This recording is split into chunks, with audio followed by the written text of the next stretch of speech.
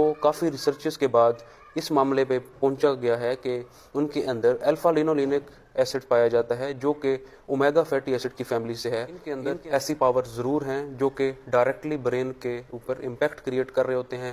اگر دیکھا جائے کہ ایسی کون سی چیز ہے جو کہ برین کو ڈیجنریٹ کر رہی ہوتی ہے, اگر کوئی ایسی اسپیسیفک ڈیزیز ہے تو اس کے اندر ایسی کیا چیز برین کے اندر اکمولیٹ ہو رہی ہوتی ہے, تو سر فہرست ہے Alzheimer disease. Alzheimer disease patient کے اندر کرسر پروٹین ایمولائڈ پروٹین ہے وہ اکمولیٹ ہونا شروع ہو جاتی ہے.